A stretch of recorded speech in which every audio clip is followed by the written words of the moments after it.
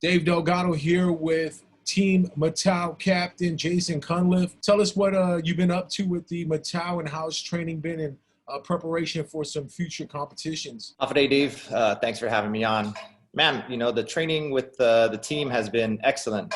We got a new group of guys in that have moved up from the under-20s. So we got some young boys really pushing the older group. The environment's really good. Everyone's really hungry and just really, embracing the grind. We're out there 4 days a week on the field, and then we go into the gym immediately after, and then we also have gym sessions on Saturdays. So, I couldn't ask for a better start to the year in terms of the effort that the boys are really bringing to the table. And again, with Carl Dodd at the helm, really guiding us along the way, our future is very bright.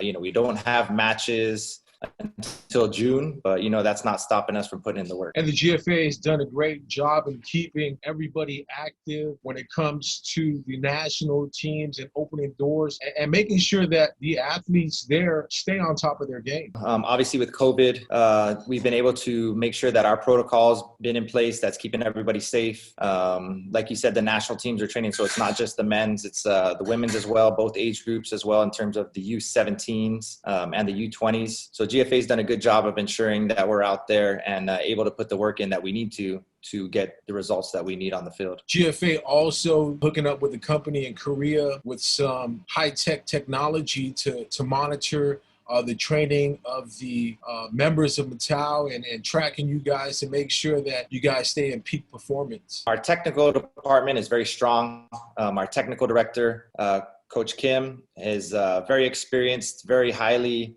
rated coach in and of his own right, but also in terms of, his relationships and the people he knows from the football world. So he was able to get us a nice deal with this Fit Together company, which obviously allows our strength and conditioning trainer, he's our head of our high performance, Coach Pavel, to monitor exactly the output that guys are having in training, which allows him to better utilize in terms of the load that we have in training on the field as well as in the gym.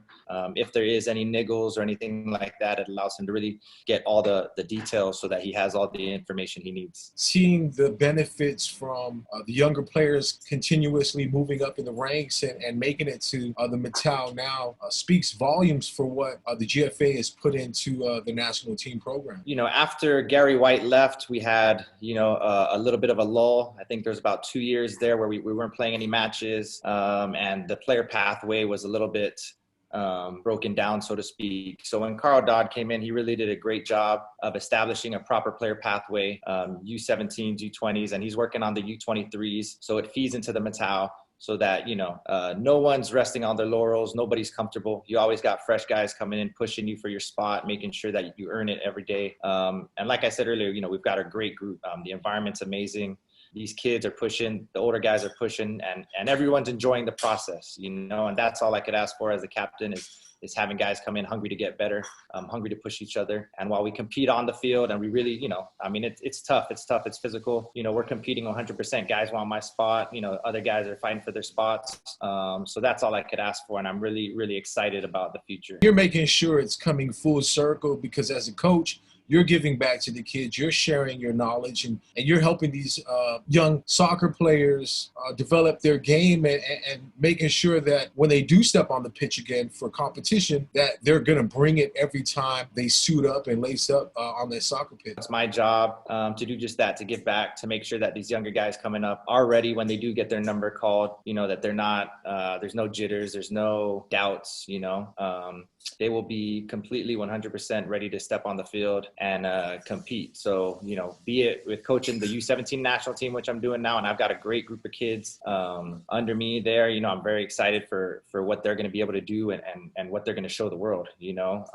I always say I still got a chip on my shoulder because KUAM football, we got a lot to prove. And that's the exciting thing about it. We haven't peaked, we haven't reached our best yet. And so to be able to go out there and work every day and help guide the younger kids, to teach them, some of the things I didn't know at their age, it's exciting. It's really exciting. How fulfilling is it for you as a coach to see the smiles on the faces of these young players, just being able to get out the house, step onto the soccer pitch and just exert some of that energy that, they've been cooped cooped up in the house, and now it's time just to get out there and get them active. You know, obviously mental health is a big part of it, you know, and we take, you know, everything into consideration in terms of that with our kids. You know, obviously I'm a football coach, but I also, you know, we're trying to build the complete person with these kids. So, you know, while we do obviously discuss everything football, I also check in on the day-to-day aspects, how's school, how's, you know, the family life, is there anything, you know, that you guys need help with, any questions. But it's great. It's great. The kids come out, they work hard. Like you said, they all have huge smiles on their faces. And that's kind of the environment and the culture Carl and Coach Kim, our technical director, have been able to build and to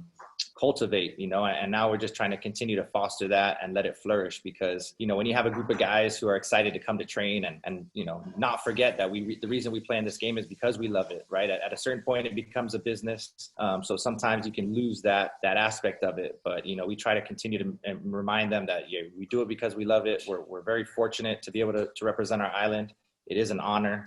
So every day we go out there, we make the most of it. But yeah, it's great to have the kids get out there and exercise and just make sure they're not cooped up with all this COVID. You know, it's been a tough, you know, 14, 16 months for everyone on the island. And we're just trying to do our part to keep everyone healthy and safe. And what can we expect from the Mattel the next time you guys do step onto the pitch? Oh man, we're excited. We got a good group. Like I said, the young guys here, the local contingency, we're working every day. And, you know, obviously our coach and our technical director, they're in touch with the guys who are based abroad, and they're working just as hard. But they know, I think in years past, right, it might have been more of a, let's say 70-30 in terms of starting 11. Most of the guys starting before would be from stateside or wherever abroad. But these young guys, they're working, they're hungry, and the level has been raised, you know, times 10. The bar is very high here. And so, you know, it's not far off to say that the starting 11 will be completely all local guys. And that's credit to, again, Carl Dodd, our head coach, and our technical director, Coach Kim, because really the training we're getting is as good as anywhere else you'll get in the world, if not better, in terms of the technical aspect, the tactical. You know, Carl's an intelligent coach, very intelligent. I'm learning something every day, which is, as a player, you always want to get better. You always want to improve. So to have a coach like him, who's also pushing us, you know, out of our comfort zone, so we can continue to grow as a team, you know, it's amazing. But yeah, our team, we're going to hit the ground running once we are able to play in June. You know, I think we're going to really turn a lot of heads. So I'm excited about it.